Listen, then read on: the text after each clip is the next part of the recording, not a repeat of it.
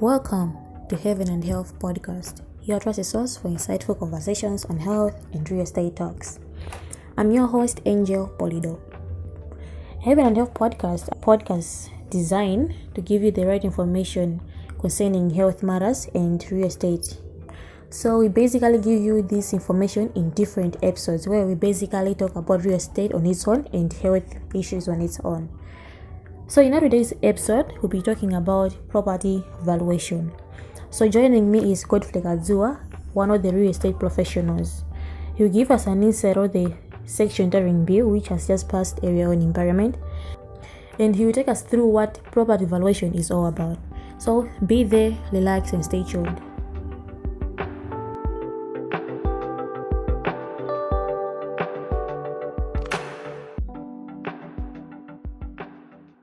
Welcome, sir. Thank you for having me. You're welcome. Mind if you tell us a little description about yourself? Well, I go by the name Godfrey Kadzuwa. You can call me either names. I don't mind. I'm a real estate professional. I work currently with Ellis Properties. And at some point, I'm also an adjunct lecturer at the MUBAS, Department of Construction, Economics and Management. I've been in the profession for close on a decade now, doing property management, valuation, as well as advisor. I'm a member of the Surveyors Institute of Malawi that governs all real estate professionals in Malawi. Basically, that's who I am. Yeah. So focusing on today's episode, where we're going to talk about property valuation. Of course, there's property devaluation and there's property valuation. So tactically, mind tell us what is property valuation is. Well, property valuation, in a technical terms, it's an art or a science of estimating a value or how much a property is worth. In this case, when we are talking about property in our space, we are talking about land and buildings. To a certain extent, we cover what we call machineries. So these machineries are those that are used in production for factories, but that's a niche market for valuers. But basically, it's land and buildings. So what do you think are the current trends in property valuation in Malawi? Current trends. Well, if we are looking for current trends, maybe in urban centers, we will look for maybe Lilongwe, Blantyre, Zomba, maybe sometimes Zuzu. We are seeing that the property values are increasing currently, with a huge appetite from people within the country and outside the country to invest in real estate, looking at how our economy is unstable.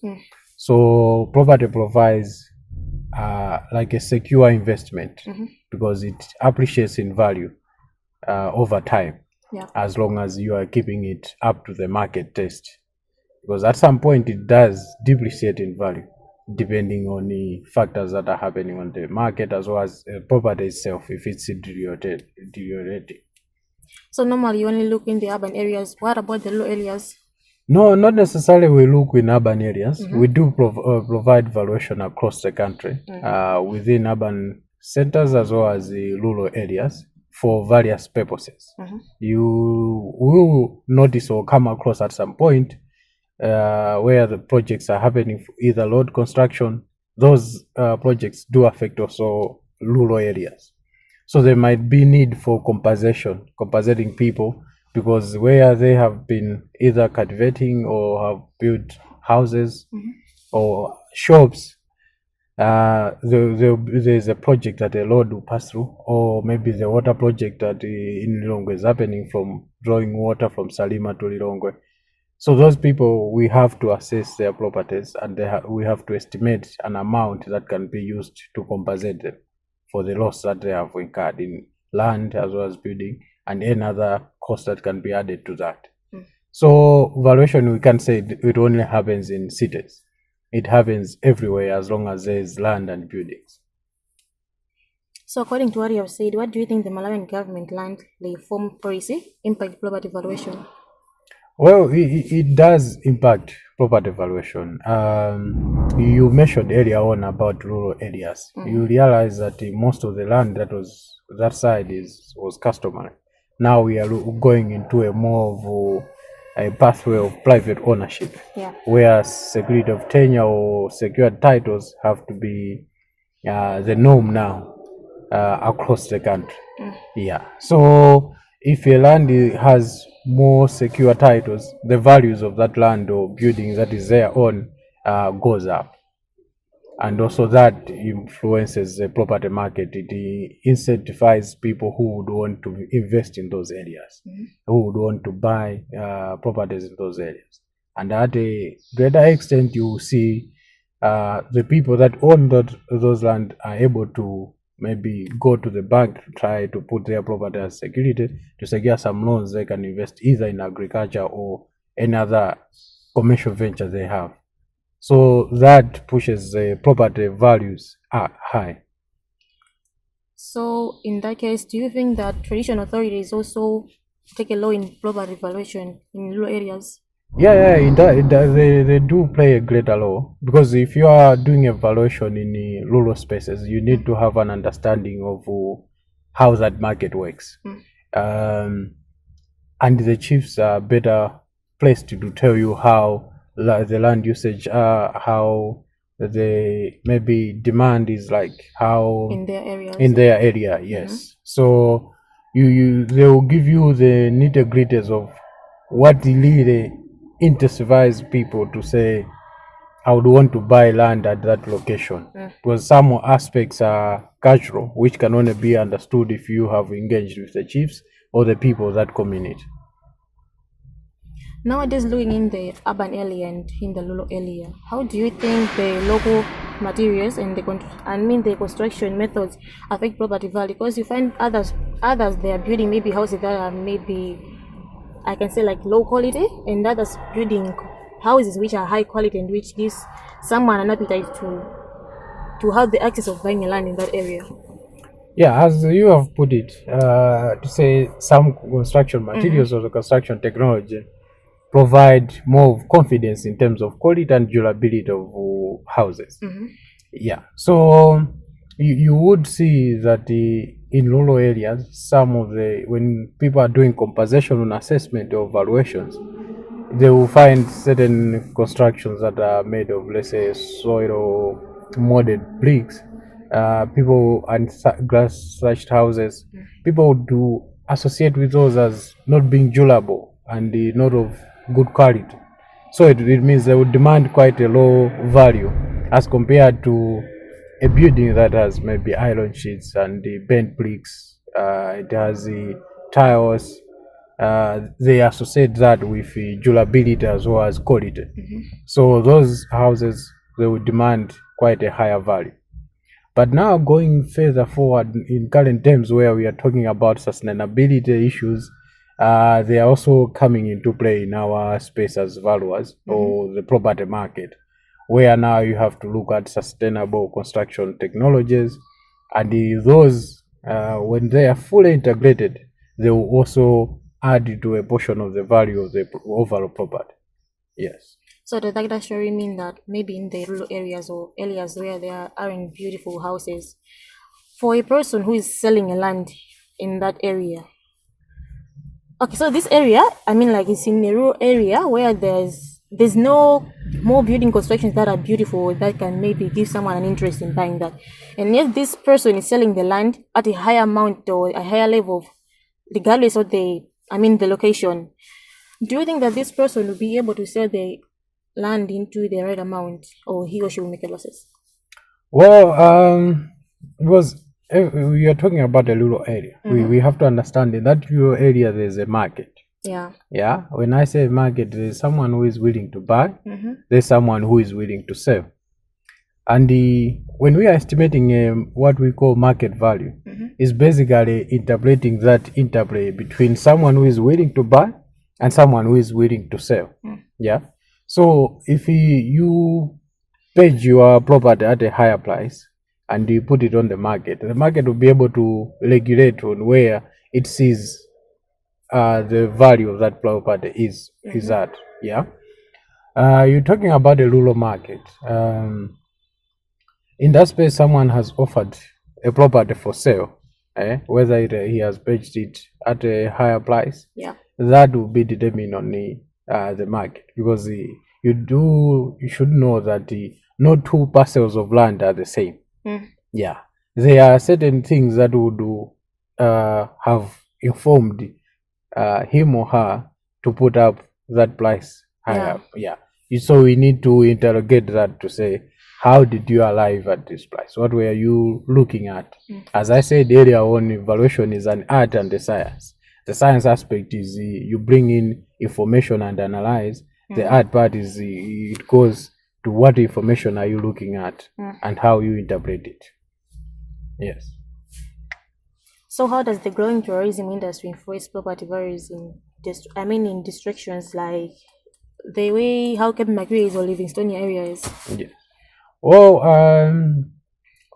when the tourism industry is booming, it means the demand is for accommodation will also be high. Yeah. So we'll start with the staff that are working there. They will need proper housing to accommodate themselves and their families. So this will push around those areas, will push the housing rental market, the rental values high. And in translation, those rental values, if they are high, then the property values will also be high. Yeah. And for the actual tourism properties, we are talking about lodges or hotels. These properties will also be in high demand, and it means their values will also be high. And mind you, the value of tourism properties is determined by the performance of that tourism industry. Yeah. So how does Malawian kwacha fluctuation against major currencies affect foreign infrastructure and in real estate? Well, the current fluctuation of the economy or the foreign currency, it does affect in several parts. I said earlier on that in determining a market value, you look at the supply and demand of properties. So currently you realize that it's expensive because most of the construction materials that we use to develop our properties, we import from outside. Now, development-wise, it's quite high to develop a property because it's expensive to get foreign currency, but also it might take time, which pushes the development cost a bit high. And this, in translation, it is bringing in less development within the country, and that the demand will continue to grow because people would still want more land to accommodate themselves. And we have seen in urban spaces where the urbanization is still increasing, and there's huge demand for residential properties. On the flip side, when a currency is devalued, it's cheaper for the people that are outside to invest in the country because they find our properties a bit cheaper. So we expected to see that the people that are in diaspora or who would want to invest back home, they will find it cheaper to buy properties. But now there's a tricky situation because those who are holding the properties they find it that it's safe for them to keep their money in the real estate and not to offer it on the market and dispose it. So there are fewer properties now that are being offered on the market that the international community can tap into. Yeah. You said earlier on about that there will be low land accommodation for people to accommodate themselves. So what do you think can be the implications of Malawi growth and development strategies on property development and valuation? Well, as we recognize in our development strategy that there is an urbanization, but we also want to create a more shared growth. Because of that, there will be huge demand, mostly for housing. Yeah. And we need to incentivize investors that they should provide affordable housing. Affordable shall mean people can be able to afford to either rent or as well as buy. To a greater extent now, we have seen the introduction of section titling bill, which we hope it will play a critical role in that front to increase the supply of housing, because people will be able to own a unit within a complex of several residential units. Mind if you break down the bill that has just passed? so that the people or the audience should be, should have the picture for it. Okay. The recent bill there are several bills that have been passed in the real estate that affect the real estate industry, but in isolation, the section titling bill.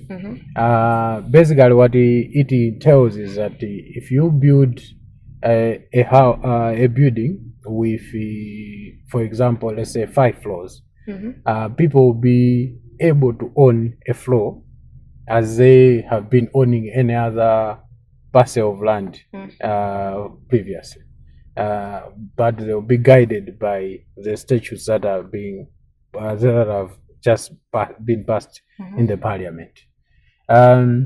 If maybe another example would be if there is a complex or a flat that has been built with either 5 floors and there are maybe 6, 7 or 10 or 12 residential units or apartments in it, you can be able to just own or buy a unit within that complex. So this will allow more people to have access to housing, not necessarily suffering high acquisition cost of land and the huge investment to put up a residential unit. So this would also encourage investors to pull resources together and build enough housing into the market. Yeah. So according to that bill, as Malawians, our population is growing. So maybe we may reach to an extent and point in time where there's no land and the buildings are going high. And looking on the houses that they have already been built, the flat houses, are you going to be like removing the loose so that you should also give some other people space to build on top? Basically, the bill is trying to help us to avoid such a situation whereby it encourages efficient usage of land.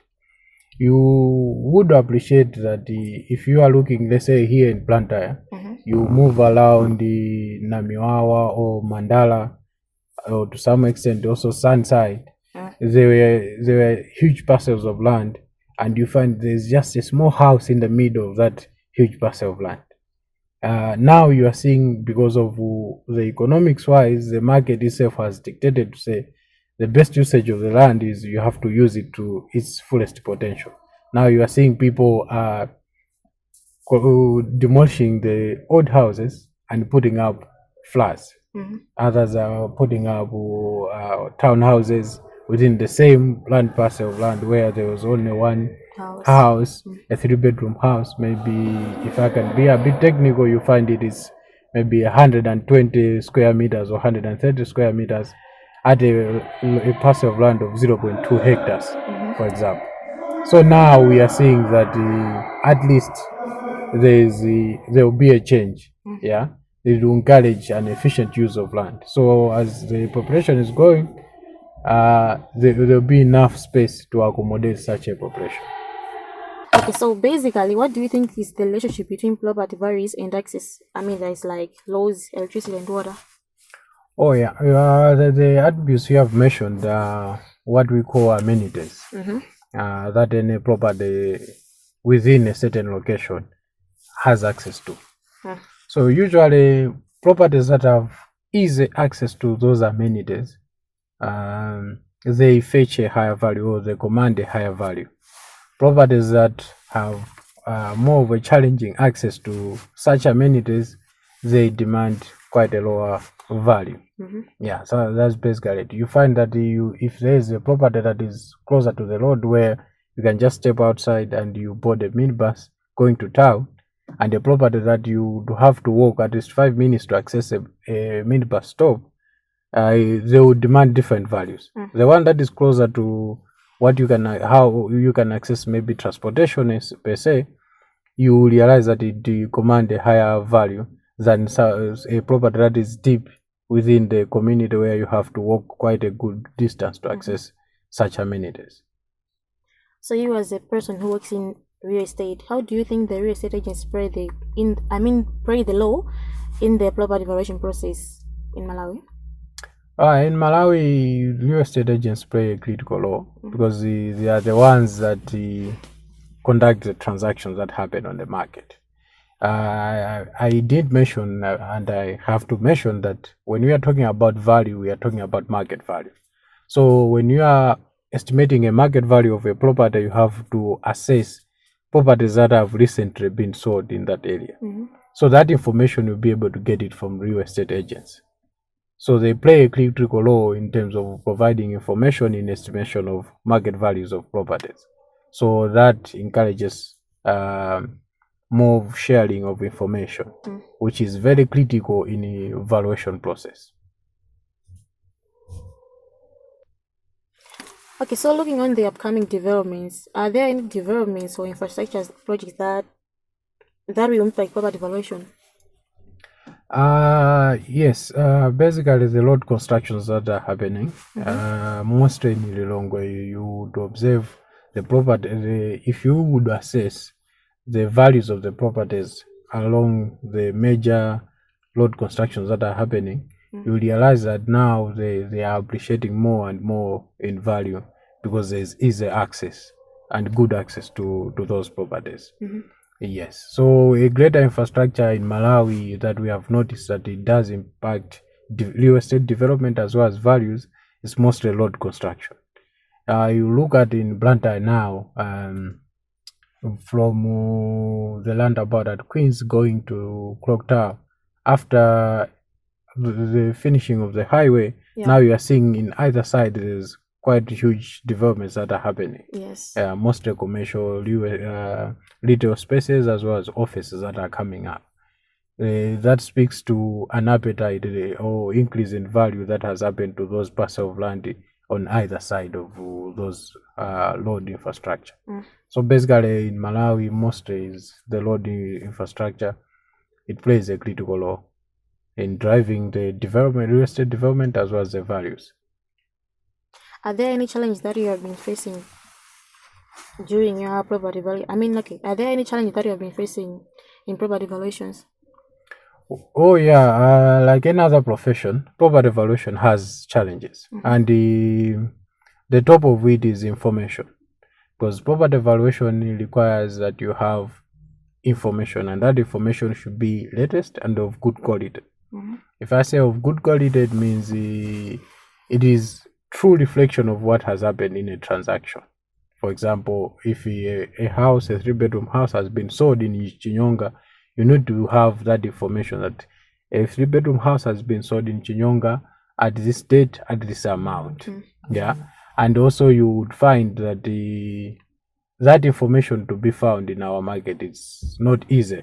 Yeah. So because because of that, it really takes you to know a lot of people, fellow valuers that you have to talk to help you to share with you information about the market. Also matters most. Yes. So you have to be informed, and you also have to have a good network of valuers that are operating in that space, or estate agents that are registered with the Land Economy Surveyors Board and the Estate Agency Board. Yeah, to share you information in terms of the transactions that are happening or the valuations that have happened to inform your valuation. Yeah, another one that is also most prevalent is that the people would want to force you to say, I want my house to be valued at this amount. So by looking at the house and the value is different. Yes, you see.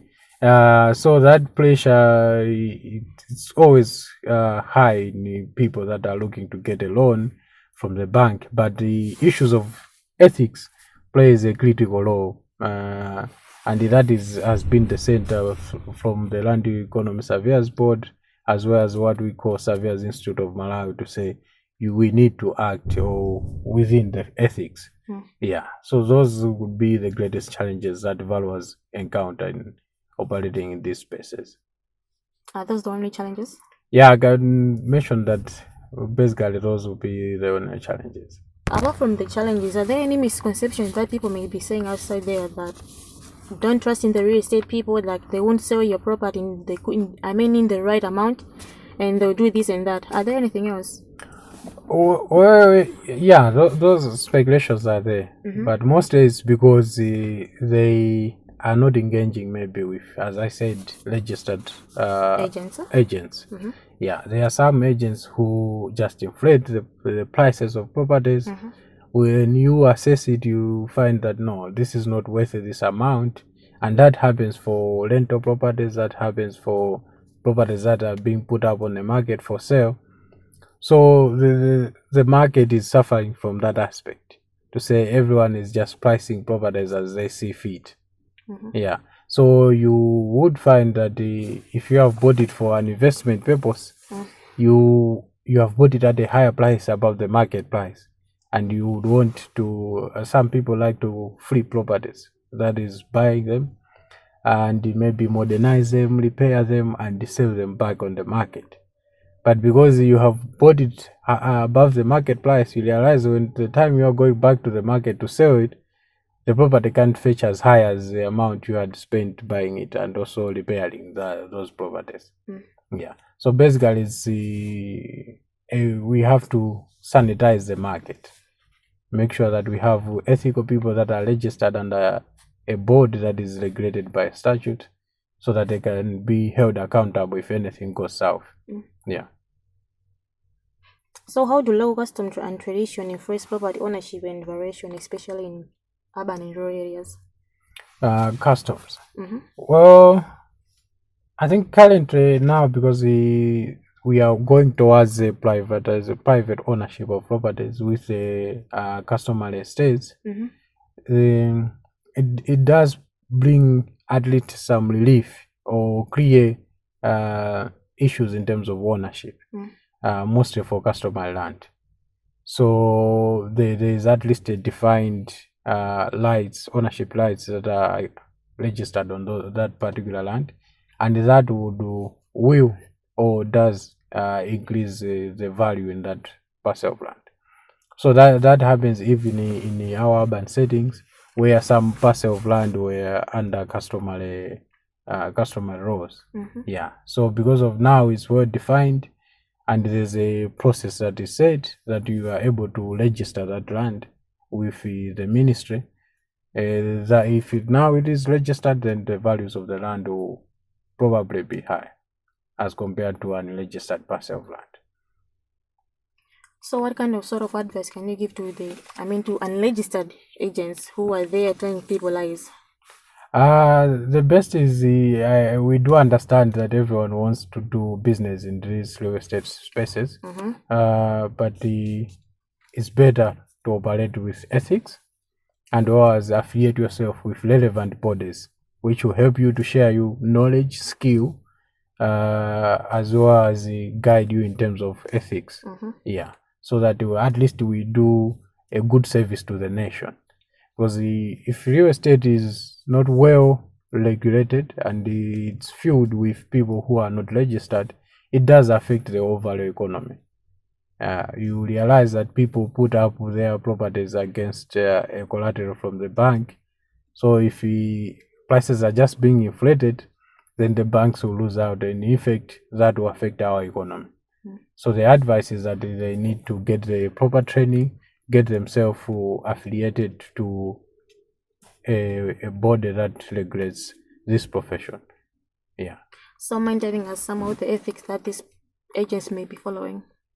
Mostly I'll put it integrity and honesty is key, and that speaks to issues that you have raised earlier on, to say some people just inflate prices, some people lie about information about a property so that they should just sell it.